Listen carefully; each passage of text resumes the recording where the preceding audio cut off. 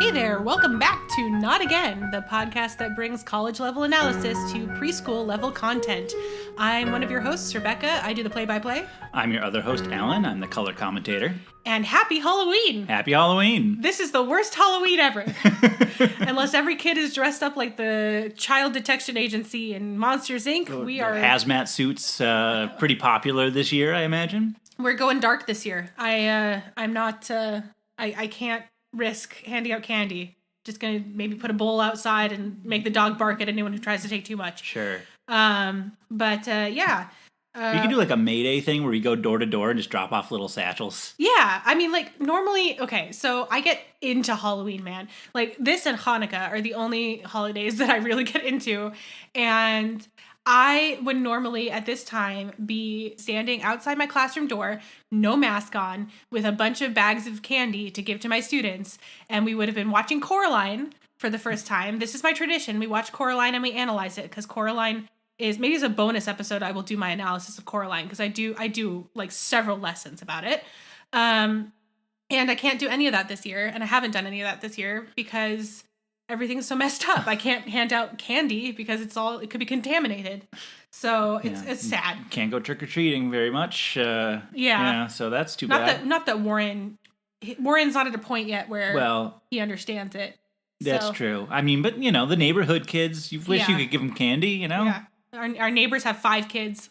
Last year, they all dressed up as a different Link. Like, you know how Super Smash Brothers, you can do like green Link, blue Link. Yeah. So they were all dressed as Link from Legend of Zelda. But I'm just having this idea right now. We should make like 5 little bags of candy. We should just drop it off at their door. Yeah, I guess so. Since I started out on a downer, let's just continue on that path. I'm going to issue a very special kind of trigger warning where we try not to get too political. I know, like, last time I did talk a little bit about my beliefs about, what you can do if you think your religion should prevent other people from violating your religion or whatever. But for the most part, we try to keep it pretty light and fluffy. This episode is not going to allow us to do that. Yeah. And in case you haven't figured out my political leanings yet, I know I live in a red state, but I was born in Los Angeles, and let's just say I married somebody who has very similar beliefs to me. So a Jewish woman from Los Angeles is not exactly going to be voting red. And so here's what I'm going to say. This episode will force us to talk about police and police systems and crime and whatever and how we respond to it. And we have some very specific views about that. And if you think that if you agree with us, great. That should make easy listening for you. If you disagree with us, but you think you can listen to somebody talking about something that expressing opinions different from your own, go for it. If you think that it will fill you with rage and vitriol and just bad humor all around to hear us talking about something in the exact opposite way that you believe about it or whatever, you have our permission, not that you need it, to just turn it off. Don't listen to this one. Don't listen to this one. Trust me, Finding Nemo isn't going to give us a lot of opportunity to talk about Democrat politics or whatever. It's just this one, I think, that we're really going to tell you, you know what, give it a miss. So we are going to be talking about that. That's your warning. And we are wrapping up with Corey Carson. This is the last Corey Carson, at least for a very good long while. Yes. I mean, at time of recording, we have not seen that Halloween special. And as long as Warren doesn't demand it, we won't. So there's a Corey Carson Halloween special. But this episode is called Speed Limits. And we are going to begin at preschool. Oh, I forgot. I was going to say, I looked up on IMDb for reasons I can't remember. I think just to figure out how to spell. I think I've been spelling Freddie's name wrong because I never remember if it's Freddie with a Y or an IE. Mm-hmm. But I happened to notice that Hallie, the helicopter's last name is Copter. Her name is Hallie Copter. Mm. Oh my God. Oh, it just hit me. Oh, this is real, folks. This is not put on. Her name is Hallie Copter. Oh, no. Oh, no. That's awful. Yeah, what's her sibling's name? Oh, God. Also Hallie? Yeah, like There's only one helicopter name. We already talked about this with Carlos and Carmina and Carly, and you literally named your daughter Helicopter when she is a helicopter. That's just like forget naming your kid Peoplina. You just named your kid Human. Well, yeah. Well, Mann is the last name. So if you named your last name or your son Hugh. Yep, there it is. If you had a son and you named him Hugh and your last name was Mann, that's what you just did, Hallie Copter's parents. Oh my God. I just thought it was interesting that her last name isn't Helicopter, and I've been calling her Hallie Helicopter, and okay. Okay. I gotta move on. All right. That pain was real, folks. That's the worst. Look, we've punned. We have, but like, I'm so angry about this. I'm more mad that it's so low effort. Yeah. Like, your puns should be high effort. At least give it like another pass. Like, oh, what's the helicopter's name? Helicopter. Perfect. Oh yeah. All right, let's go smoke our cigarettes because apparently we're from the 1920s. We're done with this today, Gumshoe. You'll never catch me, Flatfoot. All right. Hey, that kind of sounds like a police reference, which is good right. because we're going to be talking about that. So Corey is playing with Hallie. And when Freddie, the narc fire truck, I gave him that middle name. What do you think? It's pretty accurate. He's wearing a badge on his front bit. He's wearing a badge. Yeah.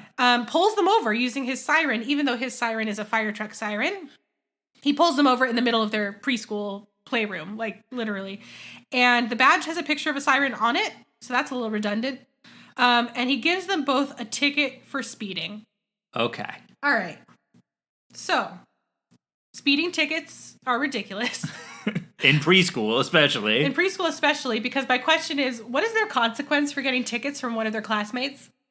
I don't know. Because we're going to talk about this, but in this episode, preschoolers are given responsibility to police other preschoolers, and that would never happen with humans. It's just like, your job is to be safety monitor.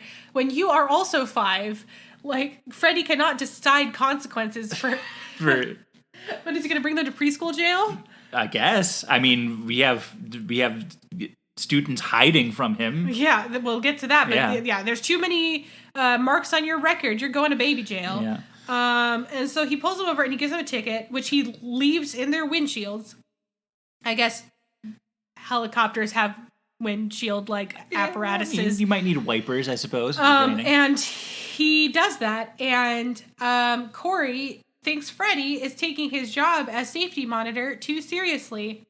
And there's a very subtle pro-cop message from Hallie who says, direct quote, "He's just doing his job. It's a big responsibility keeping everyone safe." So, speeding tickets aren't a deterrent, and they're mostly used to fulfill quotas. Am I correct in saying that? Raise money. And raise money for the police. It's a tax on driving. If speeding tickets were a deterrent, then people wouldn't be speeding. But they are. They're getting speeding tickets. Because the thing about punishment is the punishment has to be a big enough consequence to outweigh the benefit of doing whatever you're about to get punished for.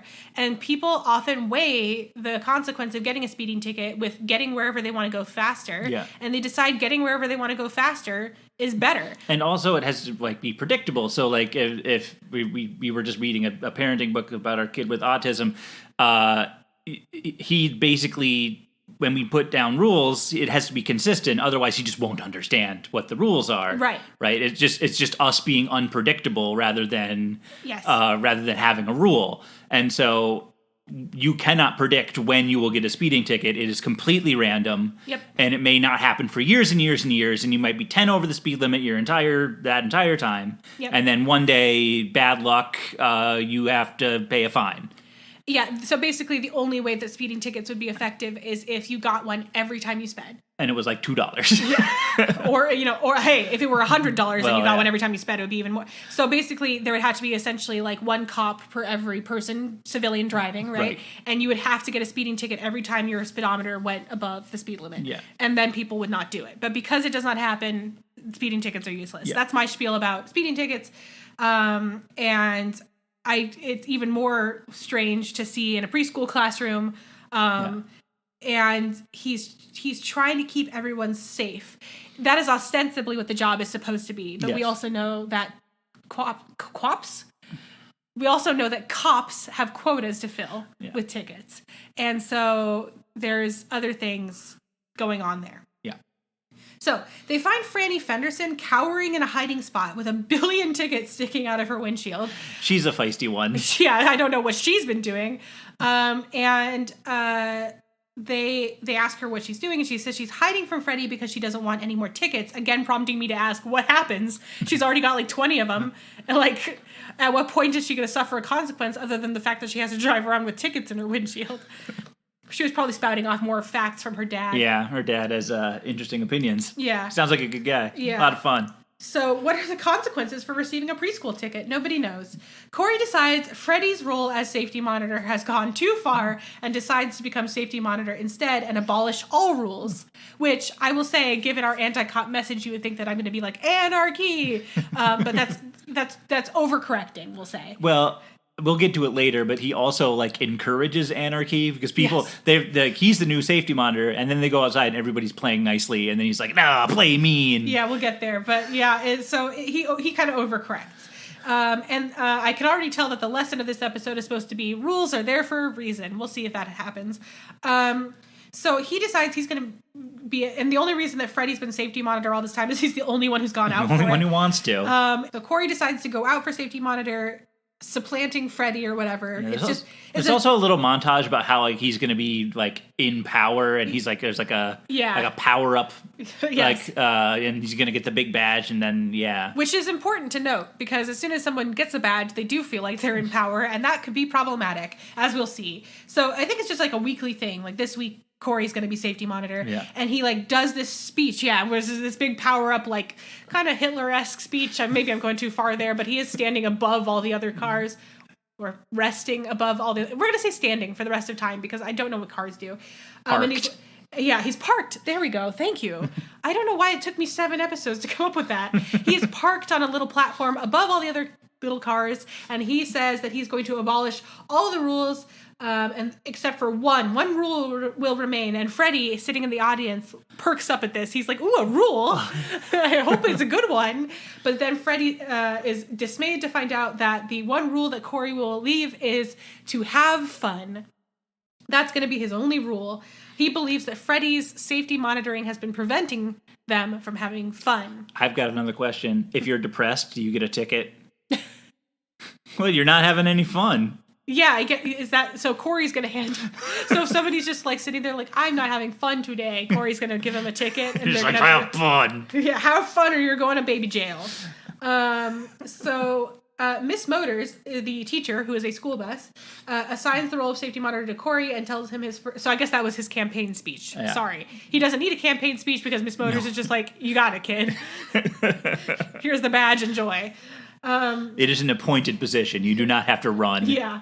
So she gives the role to Corey and tells him his first task will be to monitor recess while she makes snacks for everyone. This is something we referenced in episode 1 when they had to eat a snack brick that was delicious and nutritious. A flavorless snack cube or whatever it was called. That is not what she's making for them. That the snack bricks are gone forever. And this would never happen in real life or in human world. One teacher for a preschool class would never happen with no aides. Yeah. And the teacher saying, one of my 5-year-old students is going to monitor the other 5-year-old students during recess, a time when injury is definitely going to happen, while I leave and go inside and do something else. It would be much more, make much more sense to have the 5-year-old make the snacks. Yes, that's true. See, you could be a better preschool teacher than Miss Motors. You know. And I mean, at this point, she's asking for anarchy to happen. She wants it. She's a supervillain. And what's the point of a school bus when everybody's a car? What's the point of a school bus? Yeah, they don't ride her to school. That's true. No, that would be weird. Yeah, not as weird, of course, as, mashed potatoes. But, pretty weird. And then the thing you were talking about happens. Corey says, "Okay, everybody, no rules, go play," or whatever, and that just works fine. Yep, everybody's just playing normal. And this is, by the way, I don't mean to brag, but I took AP Psychology my senior year of high school, so I'm basically a genius. I can basically be a therapist now. But there was a study about road signs and their effectiveness on preventing accidents. Mm-hmm. And the study, and again, I don't know if it's been repeated. You know how studies have to be repeated and have the same results to be valid. But it pointed out some interesting things. I don't remember where it was conducted. It was not here. It was like Sweden or something. Sure. There was one particularly dangerous intersection that had like an astronomical amount of accidents per year. And this intersection had a lot of signs, speed limit and stay right and watch out for this and yield and whatever. And they experimented by taking away the signs. Mm-hmm. And the number of accidents reduced dramatically. And what they concluded was people will actually drive more cautiously if they don't see signs, because the signs almost lull them into a false sense of security. Yep. They go, well, the speed limit says 55, I'm going 55, yep. Therefore I am being safe. I'm following the rules, I'm being safe. And they also assume because of that, other people are doing that as well. Yes. And so, number one, people will drive more cautiously if there's less signage making them feel like they're safe mm-hmm. because they're following the rules. For instance, if you're driving 55, but it's really snowy out, you might not, you know what I mean? Yeah. But the other thing is that people will just drive however, I don't know if this is from the same study, but we also learned that people will drive however fast they feel mm-hmm. safe at, which is why you can't really prevent speeding with speed limit signs. There's a local example of that. There was a little connection road between two highways that was like a little 2-lane little thing, and there were a lot of accidents on that road because it really wasn't supposed to contain all that much traffic because it wasn't designed for that. So they upgraded it, and of course the accidents didn't go down because now it's just a much faster road. Like people just drive faster on it because it's now a highway, and people just, Yeah, people drive as fast as they feel comfortable. As fast as they feel comfortable. Which is why speed limit signs don't work, because the fact of the matter is if you're in an open highway and the speed limit's 55, you're still going to feel comfortable driving 65, 70. Yeah. You'll be safe. Yeah. Your brain is aware of this. And so what Corey does is says, go play. And these kids who have instincts that keep them from hurting themselves play nicely because they know how to do that. Yeah. And they don't need signs pointing out this is how you play nice. And they also have self-preservation. And he lords over them from like a play structure or something like that. Yeah. And they're playing nicely, but then he like goes around what you were saying, mm-hmm. telling them to go bigger, harder, faster, stronger. Yeah, have more fun. Yeah. And if he hadn't done that, everything probably would have been fine. Yeah. But what he does is he goes, no rules. So I wrote, he conflates no rules with purposely break the rules, which is very different. Yeah.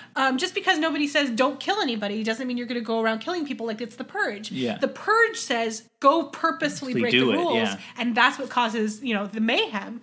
And so I suppose he can be forgiven because he's 5, but also at this point I really don't like Corey. He's been pretty bratty for the last couple episodes. Yeah. And so he goes around encouraging the other kids to purposely break the rules. Go too fast on the little merry-go-round spinny things, like fight over the swings, whatever. Launch people with the teeter-totter. Yes, exactly. Use the teeter-totter as a launch pad. And goodness, according to a previous episode, they could have sent someone to space. Oh, yeah. So it's a good thing that is happen. The physics of the world. Fanboy could have went to space. Yeah, it was a little fanboy. Oh, fanboy. Yeah. The little baby VW bus. So I love Fanboy. And so that goes well for all of 2 seconds before, as we've said a million times, total anarchy. Everyone's fighting over the swings, the I call it a merry-go-round. It's the thing you spin on. It's not an actual horse merry-go-round, whatever, but it's like you get on and spin it. It's going too fast, and I think a kid uses his tire to spin it really fast. Mm-hmm. And Corey's like, oh, maybe this isn't going so well. Meanwhile, the oblivious teacher is inside making not a delicious, nutritious snack brick, singing to herself about how good kids are or whatever. And also, by the way, some kids' hubcap comes off. Like what? Yeah, we're really not establishing what part is like your actual physical body. Is that like a toenail falling off? Like that's or a kneecap? Or a kneecap? Yeah, so some kid's body part just fell off. Back in the preschool yard. This brings me a lot of anxiety from a teacher's perspective, because if Corey, spoiler alert, he manages to set everything right with Freddy's help. If he hadn't managed to do that, the amount of trouble that Miss Motors could have been in for allowing this to happen on her watch, angry parents at the very least, at the very worst, she could have lost her job. Why did you endanger these children? What made you think it was a good idea to put one child in charge of other children? All of that. It really just fills me with dread. I mean, angry parents have such a sway over administration, over teachers. I know now I am a parent of a student in a school, so I know that if somebody hurt my son, I would bring down the wrath of 1,000 furious gods or whatever. But it's neither here nor there. It just fills me with anxiety to see that happening. So there's total anarchy. Corey goes to find Freddy because he realizes that he cannot contain this. And Freddy is hiding in this huge play structure that honestly I wish I had. Essentially, like, because cars need to be able to drive through it. It's very big, and then like it's got like all these tunnels tubes. and yeah. It's like a play structure at McDonald's or Burger King, but like pretty amped up. Yeah, because it's got like a whole like little room in there that Freddy's sitting in, parked in, and he's reading a comic book. And Corey finds him. By the way, Franny has kind of assigned glommed on, assigned herself as Corey's number 2, and she keeps referring to him as Sir. I mean, like, the reason that she's following him so intently is because she doesn't get tickets with him. Yeah. So she likes Corey's leadership better. Right. So she's sort of become his toady, like following him around and like and reporting back to him like she's in command, in an army. And so Corey admits to Freddy that like his time as safety monitor is not going well, and asks Freddy for help. And Franny begs him not to give up his badge, because she doesn't want tickets. She doesn't want any more tickets, even though these tickets have no consequences that we know of. But she keeps referring to Corey as Sir, even though that like wasn't established. It's not like Corey was like, "Okay, Franny, you can be my subordinate and call me Sir." And no one called Freddy Sir. Yeah, nobody called Freddy Sir, and so he, it would have been worse if he demanded she did that, but like she clearly decided to do that herself, and like if she did, fine. As Justin McElroy would say, I'm not going to yuck anybody's yum, but like she's 5, so that kind of like she's the idea of her being into it is a little. But so whatever. I wrote I'm pro whatever she needs. Freddy restores order by restoring rules. No, actually, that's not true. He reminds everybody that they're friends. Oh, right. As if that was the problem. He just goes, "Hey, everybody, you forgot that we're all friends." And they go, "Oh, yeah, let's stop anarchy." Yeah. We forgot we're friends. We'll stop fighting over the swing. That wasn't the problem. Yeah, that's true. Freddy is definitely a flower child. And so he brings back the pro-police message of tickets are handed out to keep people safe instead of police officers have a quota to fill and tickets pay for street repairs. And he rescues Fanboy from being launched off the teeter-totter. And I'm glad about that because I like Fanboy. And everything is fine again. Right when Miss Motors comes back outside and finally sees everything and, everybody's playing nicely again. And Corey admits that this is because Freddy took back over. Yep. At first she's like, "Oh, you did such a great job, Corey." And he's like, "Actually, yeah, I did not." And she has snacks on a wheelie cart. There's 12 snacks, so we have to assume there's 12 students. Although I swear there's more, yeah. But it's hard to keep track. And the lesson we'll get to. I'm wondering if we should talk a little bit more about like where policing can go wrong during the "What Have We Learned" bit or before that. Let's do it. Yeah. So okay. Let's officially make it "What Have We Learned." First of all, we're supposed to learn that Freddy needs to loosen up a little. Oh yeah, the episode concludes with Freddy being like, "I'm adding a new rule. It's to have fun." Yeah, adding a new rule. Oh, it's to have fun. Which I guess means that Freddy decided that he was anti-fun before. I don't think he ever saw himself that way. No. And what does that mean? That he's going to let up with the tickets, or like it doesn't really have a tangible like way to see that he's changed. But supposedly he needs to learn to loosen up, and Corey needs to learn the opposite, that he needs to tighten up. Was no one actually having fun before when Freddy like? Corey it doesn't seem that way because when they went out to play, even under the no rules regime, they just sort of didn't care. They just went and played normally. Yeah, and so I mean, like Franny wasn't having fun, and again, I don't know what she did to earn that many tickets. Recess is like 10 minutes. One thing I've learned is that it's not a very good system when people are actually afraid and cowering in the corner. Yes. It's not like she's going to report something to you. She's like afraid of you. For sure. Like, cops are supposed to be there for your safety, but if you're afraid of them, the system breaks down. There was a meme a while back that's absolutely true, that it's like when I see a cop car and I'm driving, I tense up even though I know I'm not doing anything wrong. Yeah. It's always a tense moment until you see them pass you by or turn down a different street. And cops are not the military. They're not there to inspire fear and, like keep the national security or whatever. They are supposed to be there for people's safety. They're supposed to be there so you can, to prevent crime, and get criminals off the street. And so what are tickets actually doing if they're not disincentivizing crime, right? And I think that we probably should have made this clear at the beginning and not the end, but we are of a mind, I think, that we're not saying that it's unnecessary to have a police force. Right. I'm reminded again of Hot Fuzz saying force sounds too violent, but like a police squad. A police presence. Thank you. It's not that.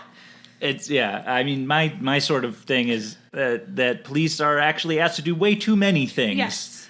That tends to be the kind of the viewpoint that we agree with, is that the trouble arises when you ask police to do the job of police, but also social workers, but also and drug counselors, and mental health professionals, and all of that. I mean, like, anybody being asked to do 7 jobs at once is going to be taxed. Yeah. But also we have to look at the fact that there's very little like training involved, and so it's like, especially for those like really complicated situations where I don't remember, I think it's like a 6-month course or 1-year course or something. I'm sure it depends on your locality, but the point is that almost anybody who wants to could become a police officer, and if you're offering, you'll get a gun and a badge and power over other people and a car with lots of, equipment. Sometimes you'll attract people who don't want that job for the right reasons. Right. And so that's also problematic. And I mean, like, that's not going to go away overnight, but having, a more rigorous training, like a 4-year training thing for police. And I mean, let's skip all of this and just say we should be basing our model on successful models elsewhere in the world. Elsewhere in the world, there are, they are very successful using the police to enforce law, and again, preventing crime is so important. Looking to the cause of the crime, and that's not the police officer's job, of course, but police respond to crime, so they're not preventing it. Well, and the police would be better off if they didn't have to deal with the crime in the first place. So if we found interventions, upstream. Yeah, that'd be better. So we need to fund for social police. Work. We need to fund, rehabilitation and placement programs for people who have had minor offenses, and we need to fund all of that, and not just give mental the police health and drugs and not just give the police more cars and guns and whatever. Yeah, you have to deal with the homeless people. Like, why is a police officer the right person for a homelessness problem? Yes, and I mean, like, it would also help if they weren't racist, but it would help if everybody were not racist, honestly. I feel like that would solve a lot of problems. You wouldn't want your dentist to be racist. Why would you want your police officer to be racist? It's very true. And so it's necessary to look at what are we asking them to do actually, and what do we think that they're going to accomplish with X, Y, and Z and things like that. And of course, I think it was a Chris Rock quote where he said, like, there are some jobs where you really just can't have any bad apples. If you have an airline pilot who decides that he doesn't like landing the plane, or she doesn't like landing the plane, and like just waits until they run out of fuel and then the plane crashes, that's not good. Yeah. There are some jobs where you really can't do that. A lot of jobs, actually. I don't know how many jobs really can afford, a bad apple, but it's not something that you're supposed to just be like, we're okay with this, in general. I mean, like, I'm a teacher. Mm-hmm. There are teachers who are bad at their jobs and sometimes do illegal things. Yes, and don't cover for them. Yeah, we don't, like, I mean, I have real life experience with a teacher who worked at my school before I got there who did bad things, and we did not rally behind this person. We did not go, oh, but you don't understand their story. Like, we were very upset and dismayed and disheartened to hear that our profession had been represented by this person. Yeah. So, and we aspire not to, be like them. So, but this episode definitely wants to be pro police. Yeah. And for the wrong reasons. Like I said, there's a way to be pro police for the right reasons, to get this job to be what it needs to be for society, and not just they give out tickets to keep us safe. like parking tickets aren't keeping us safe. Yeah. If your parking meter runs out, it's not like it's going to explode. Yeah. The parking meter doesn't blow up when it runs out of quarters. Yeah. It's not about safety all the time. And so we need to make it about safety. And that's our viewpoint. To be fair, in a lot of places, parking enforcement isn't really part of the police. Yeah. They made a joke about that in Zootopia, but often it's just people saying like, "Move your car." Yeah, they're not armed. Yeah, And so and if rules are there for citizens to follow for a reason, rules need to be there for police to follow for a reason as well. It can't be a double standard. The police need to follow rules just as much as anybody else. More so, probably. More so, yes, because they have weapons. And so. And by the way, the episode ends with everybody going back to playing, and I forgot to say that. Yeah. But this is the end of season 1 of Corey Carson. So I don't like the lesson that they were trying to teach there. And again, very obviously saying it out loud, just trying to keep everyone safe. Like, it's a tough job. And it is a tough job, but it didn't need to be that tough. Yes, it should be less tough. It should be less tough. It should be very clear parameters and lots of training and all that stuff, and mental health screening for sure. So this is a unique case. And before I forget, I am reading a book about raising children on the autism spectrum, and it's pretty good. And it's called Autistic Logistics, and I don't know the author offhand, but I will tweet it from our Twitter account. So follow us at Not Again Pod. And Warren is such an amazing child with how intelligent he presents with things he picks up that you don't even realize he's paying attention to and all that. But he also presents his fair share of challenges with raising him and keeping him safe. And so this book, for any parent of an autistic child out there, I think could be quite useful. And it's short, thank goodness, as well. So, I mean, not everybody has time to sit down and read 900 pages, right? Yeah. Or take a course. So it's a pretty quick and breezy read. So I'll tweet that out. But what I'd like to do at the end of anytime we're done talking about a particular show, maybe even every movie as well, is talk about, do we actually recommend this for parents and for kids? And I've shown my hand a million times, so I'll go first. Go ahead. Yes. You're jumping the gun here. Yes, sort of, with a lot of caveats. The first 4 episodes of season 1 are I was going to good. say 2, but yeah. Okay. The first 2 are great. The first 2 are great. Stop after that. Yeah. If your child allows you to just put episode 1 and 2 on repeat, do that. Season 2 has some okay ones, but there's also the dealing with, like where Chrissy is copying Corey and he doesn't like it, fine. But when they're talking about, like, they're going on a scavenger hunt set up by Corey's deceased grandfather, it might lead to some questions from your children that you're not ready to answer. Yeah. And then having heard all this, you have to decide if these are the messages you want, explicitly or implicitly put in your child's brain. Obviously, I don't think kids are picking up on as much as we pick up on, hence the tagline of our show. Mm-hmm. We are going into a lot more detail and talking about real world politics and things like that. But let's say this, the quality of this show, animations-wise and voice acting-wise, is much better than, I think, almost everything else we've seen. Puff and Rock, probably. Oh, yeah, Puff and Rock. Is the only other show I've seen where I would call it high quality. Yeah. Because Super Wings certainly is not. No. And Little Bus Tayo and Titty Po, they keep changing the English voice actors, so I don't, Yeah. So I think high quality, for sure.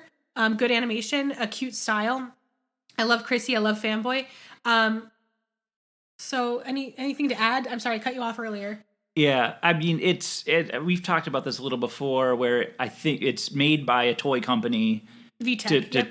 We don't even know if the show predated the toys or the toys predated the show. Yeah. Its point is to sell you little cars and construction equipment so that your kids can play with them. And it's sort of dressed up with an educational message, but it is not an educational show, in my opinion. It pretends to be, and I guess it's better that they try a little, but it's not really all that educational. It's meant to sell toys. It's at best harmless and occasionally pretty weird. Well, this is interesting because I think that we need to categorize the 2 types of educational show, because there's the type of show that, like Sesame Street, like Number Blocks, like that is Daniel Tiger or whatever. Well, Daniel Tiger goes into the other category. So Sesame Street and Number Blocks literally try to teach kids math and letters and numbers. Yeah. Like literally teaching them like physical, concrete. Okay. Like, but there's also moralistic shows like Daniel Tiger, like this show, Corey Carson, where they try to teach kids about life and like being not racist and being open-minded and following the rules and all that. That's a different type of educational. And when we talk about Super Wings, we're going to talk about how it pretends at the first category of like teaching concrete things. We're going to Mongolia. Here's one fact about Mongolia. Right, and here's one word in their native language. And one word, and then now we're educational. Yeah, so as far as like teaching kids lessons, again, the lessons that they want to teach are good. Respect people's differences, follow the rules, be safe, make safe decisions. Everybody makes mistakes. Yeah. All those lessons are good. Their execution of them, I would say, anywhere from A- to D-. Like it varies wildly. And also you might want to skip episode 6 where they show the mashed potatoes coming down the chute. A literal poop chute. Yeah. There are some kind of strange things in this show. Overall, I was quite happy with Corey Carson the first 5 to 10 times I saw it. And if you are not going to see it a million times, I would recommend it. If you're going to see it once or twice or every now and again, you'll live. It's quite cute. You'll be fine. Yeah. But if you're going to watch it a million times, or if you're into overanalyzing like we are, you might need. You're going to come up with some stuff. Yeah. Probably some stuff we missed that you're going to have some troubles with. And again, tweet at us. We want to hear your thoughts too. But so that's my final thoughts on Corey Carson, and I'm happy to be saying goodbye to it. I think we did a great job just kind of like getting our feet wet with podcasting using this show. Hopefully you've heard the quality improve a little over the episodes. I know I'm losing my voice a little bit in this one, but hopefully it doesn't come across too much. But yes, we're learning. We don't. I always feel like. Every podcast I listen to, they're like, oh, we have a producer and we have a network and we have like sound effects. And it's just like, and I'm like, we're sitting in our basement and we don't have a producer, and, but we're trying our best and we're learning. And I'm so excited to talk about Finding Nemo, a movie that I loved once upon a time. And that's what's coming up next. And then we'll do Super Wings. And I think after that, we got to do our first segment of Alan Guesses the Plot. I'm really excited to release that Cars episode. Yeah. I'm going to warn you now and at the beginning, and at the episode right before we release the Cars episode, that one is back in time. I recorded it when I was pregnant. So if you heard some differences in my audio when I was pregnant and you didn't like that, you might need to skip that one. But I swear it's worth it if you can make it through my heavy breathing. That was our first real attempt, right? Yeah. The Cars? Second. We recorded Corey Carson episode 1 and then Cars. Okay. And so it was actually our second ever recording. And so I was 9 months pregnant. And you might hear something there. But anyway, I think it is time to wrap up. Mm-hmm. Let's do the usual. Our social media. No exclamation points on our social media, even though our show has an exclamation point in it. We are at Not Again Pod on Twitter. We are on Facebook with Not Again Podcast. So just search Not Again Podcast, look for the Corey Carson cover photo, and you'll find us. We'd love for you to tweet at us, like our Facebook page. Mm-hmm. Word of mouth is a great way to help us out if you tell somebody about this podcast that you think will like it. And thank you to my husband for composing music for this program as our intro and outro music. And thank you to our listeners for helping us to stay sane for one more week. We'll see you next time. I'm Rebecca. I'm Alan. Bye. Always get a lawyer.